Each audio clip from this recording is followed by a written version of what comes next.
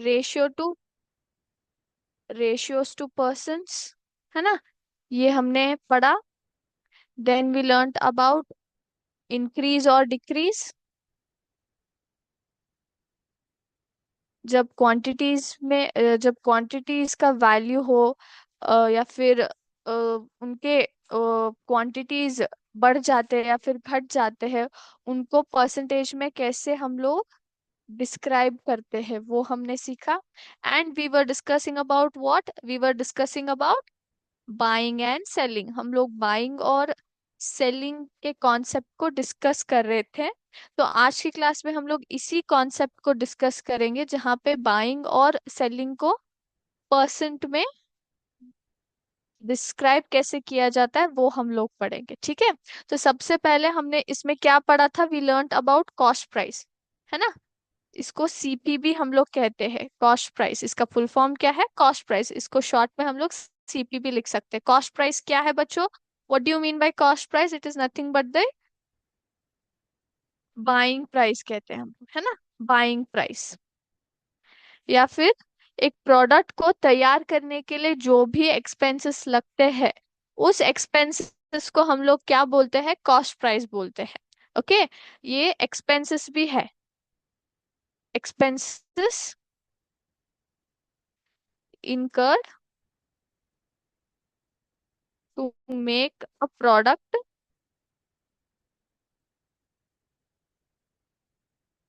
ready for sale।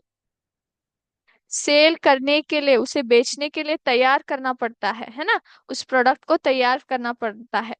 तो तैयार करने के लिए जो भी एक्सपेंसेस इनकर होते हैं, जो भी एक्सपेंसेस होते हैं, उसको हम लोग कॉस्ट प्राइस भी बोलते हैं, या फिर हम लोग बाइंग प्राइस भी बोल सकते हैं इसको, ठीक है। Okay, so let's start. तो कॉस्ट प्राइस सभी को ठीक से समझ आ गया है ना। ओके, तो अभी हम लोग क्या करेंगे, the next concept we will learn. What is the next concept? It is the selling price. एक मिनट, यस, सेलिंग प्राइस। तो सेलिंग प्राइस का मतलब क्या है, what do you mean by it? So the price at which the product is sold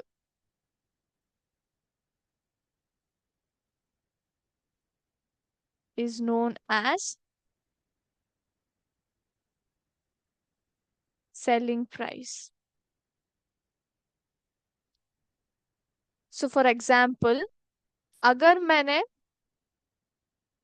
मैं एक retailer हूँ, ठीक है, मैं एक दुकानदार हूँ। ओके, तो आप लोग हो कस्टमर, है ना, आप लोग हो कस्टमर, मैं दुकानदार हूँ। मैंने क्या किया है, मैंने होलसेलर से क्या किया मैंने बुक्स खरीदे है ना, बुक्स खरीदे हैं। इसका प्राइस मैंने क्या दिया है, एक बुक को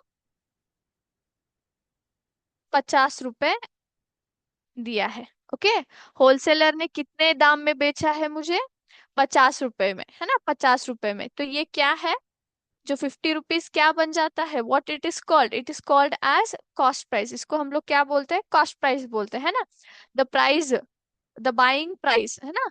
इसको हमने क्या किया है, मैंने क्या किया है, मैंने होलसेलर से 100 बुक्स खरीदे हैं, जिसका एक बुक का प्राइस है 50 रुपए। तो ये क्या हो गया, ये हमारा कॉस्ट प्राइस हो गया। अब मैं क्या करूंगा, मैं एक दुकानदार हूँ, ऑब्वियसली मैं क्या करूंगा, मैं कस्टमर को बेचूंगा, है ना। तो आप मेरे पास आए, आपने क्या किया, आपने मेरे से एक बुक खरीदी। ओके, एक बुक खरीदी, तो मैं क्या करती हूँ, मैं आपको एक बुक बेचूंगी ₹60 के दाम पे। तो मैं यहाँ पे कितना कोट कर रही हूँ प्राइस, मैं यहाँ पे 60 रुपए कोट कर रही हूँ प्राइस, ठीक है। मैंने लिया है कितना, 50 रुपए में एक बुक लिया है, लेकिन मैं आपको बेचूंगी कितना, 60 रुपीज में। तो ये क्या बन जाता है, what it is called, it is called as selling price. इसको हम लोग एसपीबी बोलते हैं।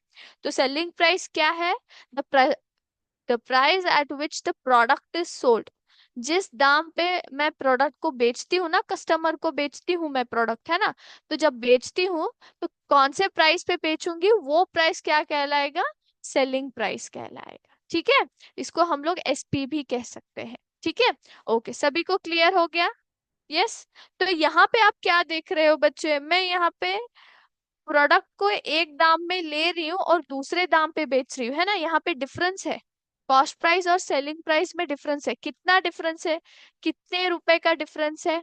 जब आप 60 रुपीज माइनस 50 रुपीज करोगे तो कितना आ रहा है, 6 में से 5 निकालो, कितना, एक बचा, यानी कि 10 रुपए का डिफरेंस हो रहा है ना।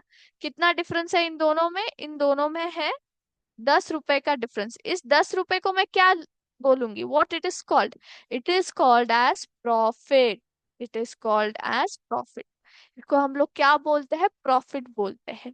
क्यों, क्योंकि मैं 50 रुपए में बुक ले रही हूँ लेकिन आपको बेच रही हूँ कितना, 60 रुपए, यानी कि 10 रुपए मेरे बच गए ना, मुझे मुनाफा हो गया ना 10 रुपए का, मुझे 10 रुपए ज्यादा मिल रहे हैं ना। तो ये हो गया मेरा प्रॉफिट, ये हो गया मेरा प्रॉफिट।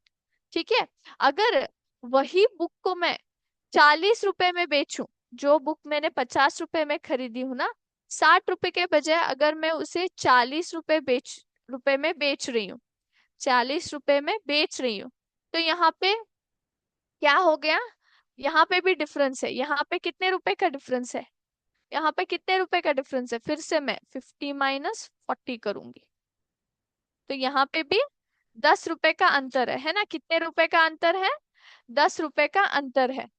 अगर मैं 50 रुपए में लेके आपको 40 रुपए में बेच रही हूँ तो यहाँ पे कितने रुपए का अंतर है, 10 रुपए का अंतर है ना, 10 रुपए का अंतर। इसको हम लोग क्या बोलेंगे, लॉस बोलेंगे, लॉस, लॉस बोलेंगे। ठीक है, समझ में आ गया सभी को। प्रॉफिट का मतलब क्या है, जब आपके पास बेचने के बाद कुछ रुपए बचते हैं तब इसको हम लोग प्रॉफिट बोलेंगे। बट लॉस क्या है, जब आपको कोई भी सामान आप बेचते हो लेकिन आपके पास कुछ नहीं बचता, फिर आपसे ज्यादा रुपए जा रहे हैं, तब क्या होगा, लॉस होगा। यहाँ पे आप क्या देख सकते हो, प्रॉफिट में क्या होता है, हमेशा जो सेलिंग प्राइस है वो ज्यादा रहता है कॉस्ट प्राइस से, selling price is greater than cost price. यहाँ पे सेलिंग प्राइस कितना है, 60 रुपीज, बट कॉस्ट प्राइस कितना है, 50 रुपीज, यानी कि सेलिंग प्राइस जो है वो ज्यादा रहता है कॉस्ट प्राइस से। बट लॉस में क्या होता है, लॉस में जो है कॉस्ट प्राइस ज्यादा होता है सेलिंग प्राइस से। हमेशा जो है कॉस्ट प्राइस ज्यादा होता है सेलिंग प्राइस से। यहाँ पे देख सकते हो कितना है, यहाँ पे 50 रुपए है जो कि हमारा कॉस्ट प्राइस है, और सेलिंग प्राइस कितना है, 40 रुपए। तो लॉस जब कब होता है बच्चों, लॉस जब कॉस्ट प्राइस ज्यादा हो और सेलिंग प्राइस कम, यानी कि इसका मतलब क्या है, मैं दुकानदार से ज्यादा रुपए में ले रही हूँ सामान, बट जब बेचती हूँ तो कम दाम में बेच रही हूँ, तब क्या होगा, मुझे लॉस होगा। अगर मैं दुकानदार से यानी कि होलसेलर से ज्यादा रुपए में ज्यादा रुपए में लेकर कम रुपए में बेचूंगी तो लॉस होगा। प्रॉफिट कब होगा, प्रॉफिट जब मैं दुकानदार से कम रुपए में लूंगी और ज्यादा रुपए में बेचूंगी, तब मुझे प्रॉफिट होगा। ठीक है, लॉस और प्रॉफिट में सभी को डिफरेंस समझ में आ गया। हाँ, ओके। तो यस, सभी को ठीक से समझ आ गया, लॉस, प्रॉफिट, सेलिंग प्राइस क्या होता है और कॉस्ट प्राइस क्या होता है। ये जो चार विषय है वो प्रमुख विषय है आपको समझने के लिए कि बाइंग और सेलिंग क्या होता है। ठीक है, बाइंग और सेलिंग समझने के लिए ये बहुत जरूरी है। Okay, yes. तो एक बच्चे ने यहाँ पे डाउट पूछा है कि लॉस में कोई दुकानदार अपना लॉस क्यों करेगा। बहुत ही अच्छा जवाब प्रश्न है। तो मैं यहाँ पे जवाब देना चाहूंगी कि लॉस क्यों होता है यूजुअली। कोई भी दुकानदार, समझ लीजिए कि मैं दुकानदार हूँ, मैं होलसेलर से 50 रुपए में बुक लेके 40 रुपए में क्यों बेचूंगी, मैं अपना लॉस क्यों करवाऊंगी, है ना। बट कुछ समय होते हैं या फिर कुछ स्थितियां आती हैं जहाँ पे लॉस होता है। कब हो सकता है, जब फॉर एग्जाम्पल मैं समझ सकती हूँ कि फॉर एग्जाम्पल ले लेते हैं कि सब्जियों का मार्केट ले लेते हैं, है ना, सब्जियों का मार्केट ले लेते हैं, मैंने उगाया है ऑनियन, है ना, I have grown onion in my farm. तो मैंने यहाँ पे ऑनियन उगाए हैं। ओके। तो लास्ट ईयर क्या हुआ था, ऑनियन का पर केजी 100 रुपए आया था। तो इस साल मैंने क्या सोचा, इस साल भी 100 रुपए ही आएंगे, मुनाफा बहुत होगा तो मैं ऑनियन ही ग्रो करूंगी करके मैंने ऑनियन ग्रो कर दिया। ऐसे कई सारे फार्मर्स जो रहते हैं ना, वो सभी ने वैसे ही सोच li सोच लिया और सभी ने वही क्या कर दिया, ऑनियन को अपने खेत में उगा दिया। तो उससे क्या होगा, उसमें क्या होगा, उससे मार्केट में जो है ऑनियन ज्यादा हो गए। लास्ट ईयर प्राइस 100 रुपए क्यों गया था, क्योंकि अनियन का क्वांटिटी जो है वो कम था। लेकिन इस साल क्वांटिटी ज्यादा हो गया है, तो इसलिए उन्होंने क्या कर दिया, 50 रुपए कोट कर दिया। लेकिन मेरा एक्सपेंडिचर तो 70 रुपीज हुए हैं। तो यहाँ पे क्या हो रहा है, मुझे लॉस हो गया। तो लॉस कब होता है, लॉस होता है मार्केट सिचुएशंस की वजह से। जब क्वांटिटी ज्यादा हो जाए और डिमांड कम हो जाए, कंज्यूमर यानी कि आप लोग कस्टमर्स जो है, आप लोग डिमांड आपका है ही नहीं, आप पूछ ही नहीं रही है, तब ये क्या होगा, लॉस हो सकता है। फॉर एग्जाम्पल इस बुक का ये एग्जाम्पल ले लीजिए। मैं समझूंगी कि मैं अप्रैल मई में मैं ये बुक्स बेच रही हूँ। अप्रैल मई में कोई बच्चों को बुक्स चाहिए क्यों, क्योंकि उनकी स्कूल की छुट्टियां होती है। तब बुक्स का डिमांड रहेगा ही नहीं, कोई भी नहीं लेगा, है ना। तब मुझे स्टॉक को खत्म करना है ना, बुक्स का जो मैंने 100 बुक्स लिया है उसको खत्म करना है ना। तब मैं क्या करूंगी, उसके कम दाम में बेच के मैं स्टॉक क्लियर कर दूंगी, स्टॉक 100 बुक को बेच दूंगी। ठीक है। तो ये जो है लॉस इसलिए होता है क्योंकि मार्केट कंडीशंस की वजह से ऐसा होता है, सप्लाई और डिमांड में अंतर आने की वजह से क्या होता है, लॉस होता है बच्चों। ठीक है। Okay. So coming back to the concept, सभी को ठीक से समझ में आ गया। सेलिंग प्राइस जो है वो जिस प्राइस पे हम लोग बेचते हैं वो सेलिंग प्राइस होगा। कॉस्ट प्राइस या क्या है, जिस प्राइस पे हम लोग खरीदते हैं वो क्या है, कॉस्ट प्राइस रहेगा। ठीक है। प्रॉफिट जो है, जब कॉस्ट प्राइस कम रहता है सेलिंग प्राइस से तब क्या होता है, प्रॉफिट होता है। और लॉस कब होता है, जब कॉस्ट प्राइस ज्यादा है सेलिंग प्राइस से तब लॉस होता है। ठीक है। ओके। तो मैं और एक यहाँ पे क्या करूंगी, आपको और एक कॉन्सेप्ट बताऊंगी। ओके। तो मैंने क्या किया है यहाँ पे, मैंने जो बुक्स मैंने अभी यहाँ पे बोला है ना, 100 बुक्स मैंने खरीदे हैं जिसका दाम है 50 रुपए ईच बुक का, है ना। तो यहाँ पे जब मैं कस्टमर यानी कि आप लोगों को बेचती हूँ तो मैं उसको 50 रुपए में ही बेचूंगी। मैंने स्टार्टिंग बोला कि नहीं मैं 60 रुपीज में दूंगी, लेकिन आप लोग क्या करते हो, आप बहुत ही शातिर हो तो आप बार्गेनिंग करते हो। तो बार्गेनिंग करते करते मैं लास्ट आपको बोल देती हूँ नहीं मैं 50 रुपए से कम नहीं दूंगी आपको, तो आप 50 रुपए में एक बुक क्या करते हो, लेके जाते हो। तो यहाँ पे क्या है, यहाँ पे जो कॉस्ट प्राइस है और जो सेलिंग प्राइस है दोनों सेम है, दोनों में कोई अंतर है नहीं। यहाँ पे कोई डिफरेंस है क्या, नहीं, cost price is equal to selling price. यानी कि यहाँ पे प्रॉफिट और लॉस है ही नहीं, क्योंकि सेम प्राइस पे मैं होलसेलर से खरीद रही हूँ और सेम प्राइस में आप कस्टमर को बेच रही हूँ, है ना। तो यहाँ पे कोई डिफरेंस नहीं है, 50 रुपए में ले रही हूँ और 50 रुपए में बेच रही हूँ, तो इसको हम लोग क्या बोलते हैं, no profit no loss situation बोलते हैं हम लोग। क्या ये कौन सा सिचुएशन है, no profit no loss situation, क्योंकि यहाँ पे सेलिंग प्राइस और कॉस्ट प्राइस जो है दोनों एक दूसरे के बराबर रहते हैं, तो यहाँ पे कुछ ज्यादा या कम हो ही नहीं सकता। ठीक है। तो नो प्रॉफिट नो लॉस क्या है, सिचुएशन हम लोग इसको बोलते हैं। ठीक है। सभी को समझ में आ गया। All right. तो हम लोग अभी क्या करेंगे, हम लोग इस कॉन्सेप्ट के ऊपर बेस्ड कुछ प्रॉब्लम्स सॉल्व करेंगे और जानेंगे उनको परसेंटेज पे कैसे डिस्क्राइब किया जाता है।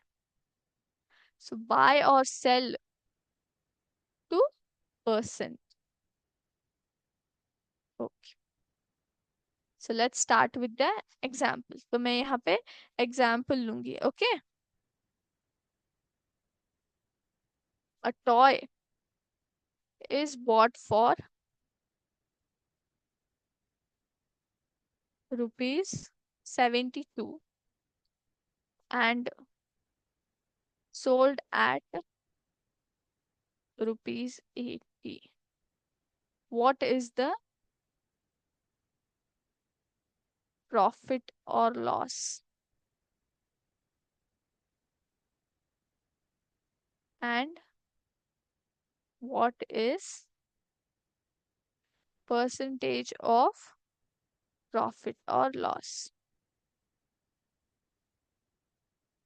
ओके, तो सभी को सबसे पहले क्या करना है, प्रश्न को समझना है। प्रश्न में क्या है, a toy is bought for ₹72 and sold at ₹80, यानी कि 72 रुपए में एक टॉय को मैंने खरीदा है और उसको बेचा कितना है, 80 रुपीज में मैंने उसको बेचा है। तो प्रॉफिट और लॉस क्या है, in what is the percentage of profit और लॉस। ठीक है, तो सबसे पहले हमें क्या यहाँ पे फाइंड आउट करना है कि कॉस्ट प्राइस कौन सा है और सेलिंग प्राइस कौन सा है। तो यहाँ पे कॉस्ट प्राइस कौन सा होगा, cost price is nothing but the buying price, जहाँ पे हमने खरीदा है वो क्या प्राइस हो रहेगा, कॉस्ट प्राइस रहेगा। तो कितने में खरीदा है मैंने, 72 रुपीज में। बॉट यानी कि buy, okay, bought is nothing but is a past tense of buy. Okay, sold यानी कि ये सोल्ड जो है ना वो सेल का पास्ट टेंस है, तो सेलिंग प्राइस कितना है, 80 है। तो यहाँ पे क्या हो रहा है, यहाँ पे बड़ा कौन सा है, सेलिंग प्राइस बड़ा है और कॉस्ट प्राइस कम है। जब सेलिंग प्राइस बड़ा है तो कॉस्ट प्राइस कम है, तो क्या होगा, ऑब्वियसली प्रॉफिट होगा, है ना। प्रॉफिट होगा, प्रॉफिट में हम लोग क्या बोलते हैं हमेशा, selling price is greater than cost price. Yes, या फिर हम लोग इसको ऐसे भी लिख सकते हैं, cost price is less than selling price, both means the same. Okay, alright, so selling price is greater than cost price, it is profit, है ना। तो मुझे प्रॉफिट को क्या करना है, फाइंड आउट करना है। तो फाइंड आउट करने के लिए क्या करना पड़ेगा, यहाँ पे कितने रुपए का अंतर है जानने के लिए मुझे क्या करना है, बहुत ही simple, selling price minus cost price. ये क्या है, प्रॉफिट का फॉर्मूला है। Selling price minus cost price करेंगे तो हमें क्या मिलेगा, प्रॉफिट मिल जाएगा। तो सेलिंग प्राइस कितना है, सेलिंग प्राइस है 80 रुपीज और कॉस्ट प्राइस कितना है, 72 रुपीज, है ना। 80 - 72, इसको जब हम लोग एक सब्ट्रैक्ट करेंगे तो क्या आएगा, सो 0 में से 2 नहीं निकाल सकते, तो मुझे 8 से बोरो करना पड़ेगा, तो ये हो गया 10। सो 10 - 2 इज 8। यहाँ पे कितना बचता है, नथिंग, इट इज 7 - 7 इज 0। तो मुझे 80 - 72 करने में मुझे क्या होगा, 8 रुपीज का प्रॉफिट होगा। तो यहाँ पे प्रॉफिट कितना है, 8 रुपीज का प्रॉफिट है। ठीक है, इज इट क्लियर। तो उन्होंने और एक प्रश्न पूछा है, और एक प्रश्न क्या है, what is percent of profit और लॉस पूछा है, यानी कि ये जो मैं प्रॉफिट अर्न कर रही हूँ ना, इस प्रॉफिट को मुझे क्या करना पड़ेगा, परसेंटेज में डिस्क्राइब करना है। कितने परसेंट का प्रॉफिट हुआ है ये मुझे डिस्क्राइब करना है। तो ये कैसे कर सकती हूँ, हाउ टू डू दैट।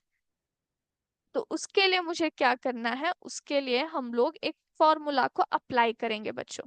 ये बहुत ही ध्यान से सुनिए, ठीक है। हम लोग इसको क्या बोलेंगे, प्रॉफिट परसेंट बोलेंगे, प्रॉफिट परसेंट। तो उसका फॉर्मूला क्या है, profit upon CP into 100। Okay, profit upon CP into 100 इसका प्रॉब्लम फॉर्मूला है। जब भी हम लोग प्रॉफिट को परसेंटेज में डिस्क्राइब करते हैं तो डिस्क्राइब करने के लिए उसको हमेशा हम लोग कॉस्ट प्राइस के बेसिस पे ऊपर ही कैलकुलेट करते हैं, ना कि सेलिंग प्राइस पे। सेलिंग प्राइस जो है वो एक्चुअल प्राइस नहीं होता है बच्चों, वो प्रॉफिट इंक्लूड करके बेचा जाता है। दुकानदार क्या करता है, कॉस्ट प्राइस के ऊपर प्रॉफिट लगाकर क्या करता है, आपको वस्तुएं बेचता है। लेकिन जो कॉस्ट प्राइस रहता है ना, वो क्या है, वो एक्चुअल प्राइस रहता है। एक्चुअल प्राइस जिससे हम लोग क्या करते हैं, एक प्रोडक्ट को बनाया गया है या फिर एक प्रोडक्ट को खरीदा गया है। ठीक है, तो हमेशा हम लोग क्या करते हैं, कॉस्ट प्राइस के ऊपर ही हम लोग प्रॉफिट या फिर लॉस परसेंट को कैलकुलेट करते हैं, ना कि सेलिंग प्राइस के ऊपर। ठीक है, तो प्रॉफिट अपॉन सीपी इंटू 100 जब करूंगी तो प्रॉफिट कितना है, 8 रुपीज मेरा प्रॉफिट है। कॉस्ट प्राइस कितना है, कॉस्ट प्राइस कितना है, 72 है ना। सो 8/72 इंटू 100। तो क्या हम लोग कैलकुलेट कर सकते हैं इसको फटाफट, कैंसिलेशन हो सकता है क्या, कोई मुझे बोलेगा। बिल्कुल हो सकता है, कैसे होगा, 8 × 1 = 8, 8 × 9 = 72, है ना। 8 × 1 = 8, 8 × 9 = 72। तो यहाँ पे आंसर कितना आ रहा है, आंसर जो है 1 × 100 जो कि है 100/9 आ रहा है।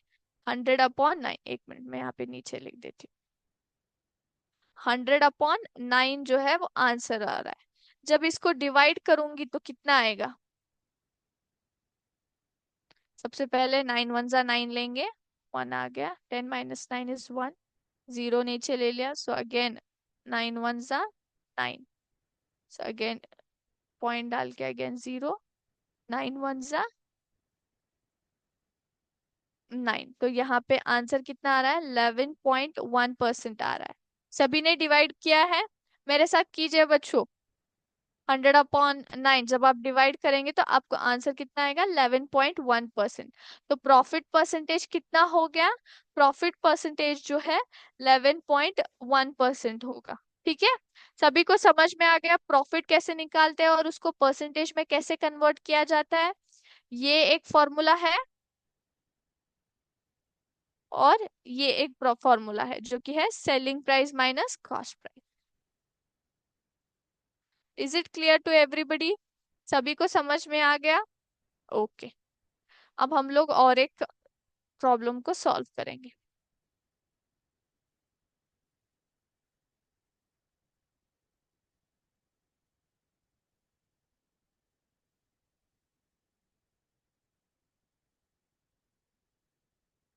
Yes,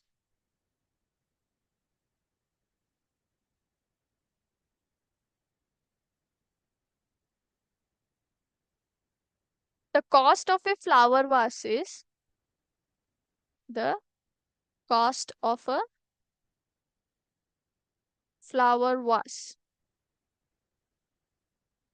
is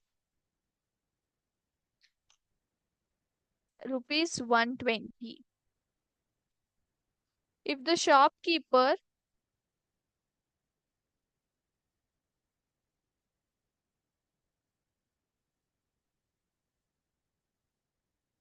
sells it at ₹100, then what is the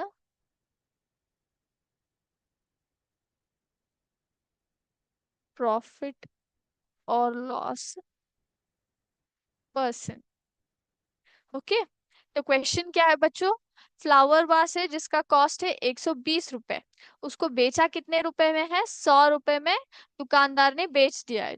मैंने बताया ना, क्योंकि डिमांड नहीं होगा तो उसने क्या कर दिया? कम रुपए में बेच दिया स्टॉक खाली करने के लिए।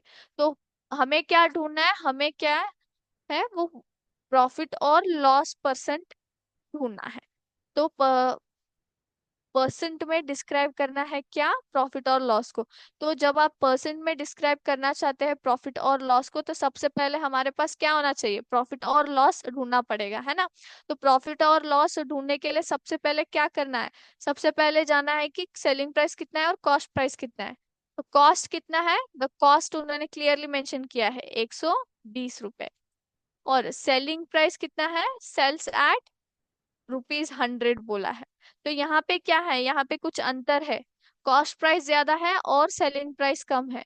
जब कॉस्ट प्राइस ज्यादा रहता है और सेलिंग प्राइस कम, तो हम लोग क्या बोलते हैं उसको? हम लोग बोलेंगे लॉस, है ना? लॉस, क्योंकि यहाँ पे कॉस्ट प्राइस ज्यादा है और सेलिंग प्राइस कम है तो लॉस होगा। तो जब लॉस होगा यानी कि इसमें गैप है ना? तो कितने रुपए का गैप है वो हम मुझे ढूंढना है ना, लॉस को फाइंड आउट करना पड़ेगा। तो लॉस फाइंड आउट करने के लिए फॉर्मूला क्या है? Cost price minus selling price, cost price minus selling price.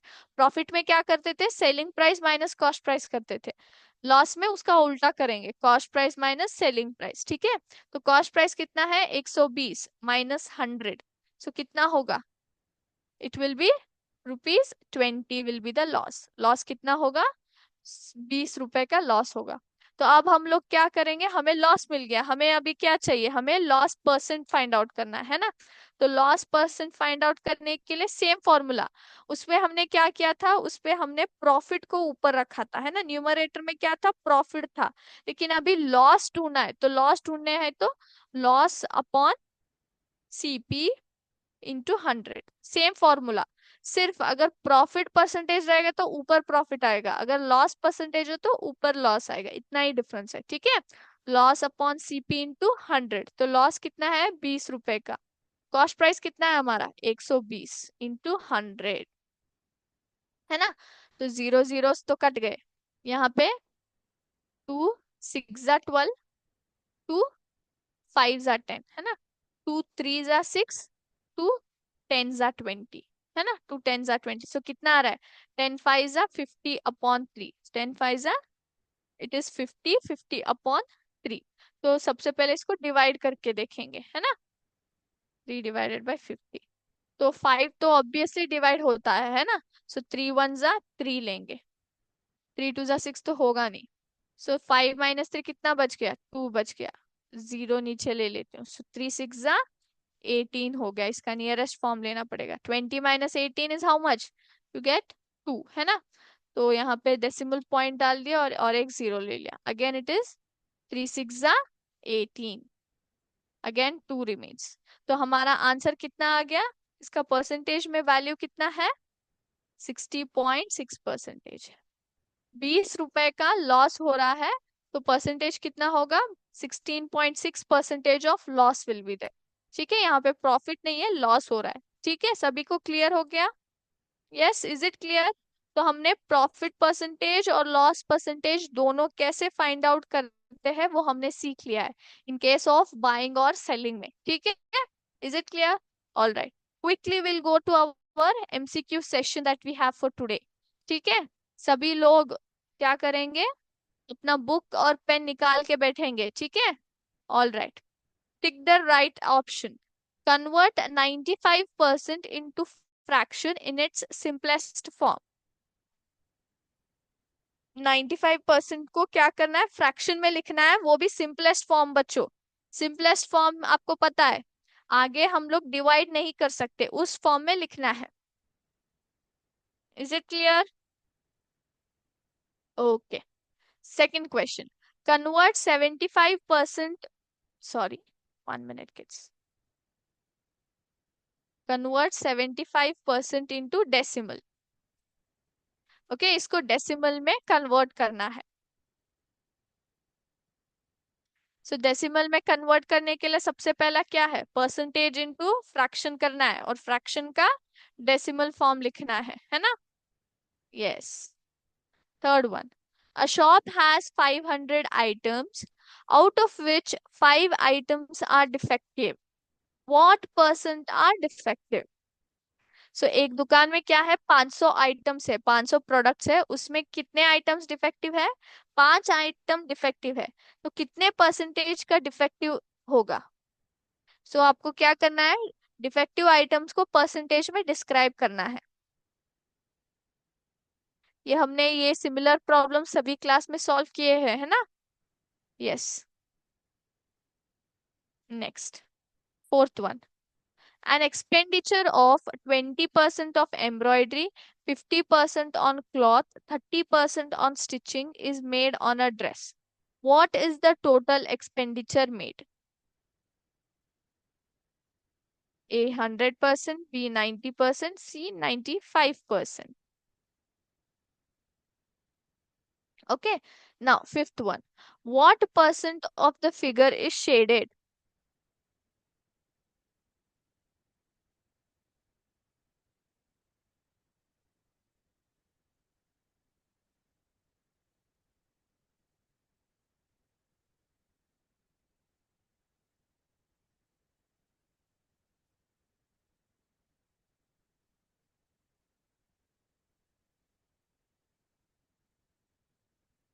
Okay. Next, sixth one. How much is 75% of 12? How much is 75% of 12?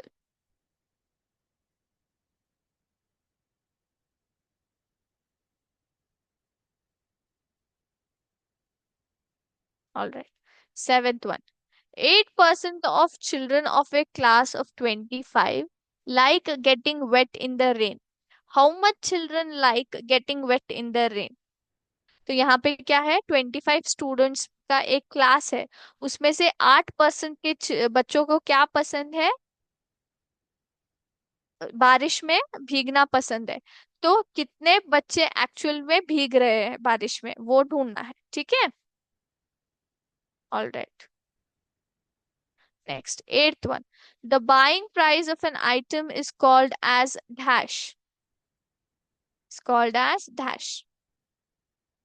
Okay, ninth one. If CP is less than SP, it is known as. Yes. Tenth one. Marks in a test increased from 20 to 30. Find the percentage of increase. Find the percentage of increase.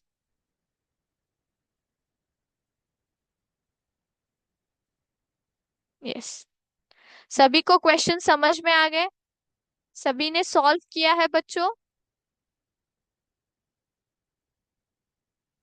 Okay, तो मैं क्या करती हूँ, मैं एक काम करती हूँ, जो कि यहाँ पे नाइन ऑलमोस्ट क्वेश्चंस यहाँ पे क्या है, प्रॉब्लमेटिक है, सॉल्व करना पड़ेगा, है ना? तो आप लोगों को क्या करना है, फटाफट से आप इसको कॉपी कर लो। ऑप्शंस वगैरह मत कॉपी करो, सिर्फ जो फिगर है, जो क्वेश्चन है उसको कॉपी कर लो। ठीक है? तो हम लोग नेक्स्ट क्लास में उसको सॉल्व करके इस एमसीक्यू टेस्ट को सॉल्व करेंगे। ठीक है? All right. Yes, second question पे जाऊं। फर्स्ट क्वेश्चन इजी है, 95% into fraction in its simplest form में कन्वर्ट करना है। All right. Second question, convert 75% into decimal. सिर्फ क्वेश्चन लिख लो बच्चों, ठीक है? आई होप फर्स्ट टाइम पे आपने लिखा है। ओके, लिख लिया सबने? यस, थर्ड क्वेश्चन पे जाओ, लिखिए। A shop has 500 items, out of which 5 items are defective. 5 items are defective. What percent are defective? Okay. Next. Fourth question. Expenditure हुआ है कितने का? 20% on embroidery, 50% on cloth, 30% on stitching. तो total कितना expenditure हुआ है?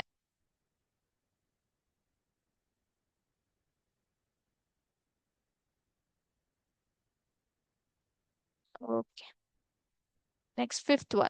What percent of the figure is shaded? ये इतना कॉपी कर लीजिए आप, ये फिगर ही इतना कॉपी कर लीजिए और ये क्वेश्चन कॉपी कर लीजिए।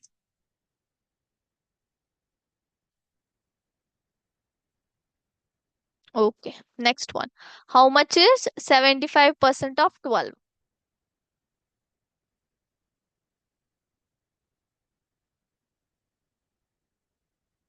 Yes, next seventh one. 8% of children of a class of 25 like getting wet in the rain. How many children like getting wet in the rain?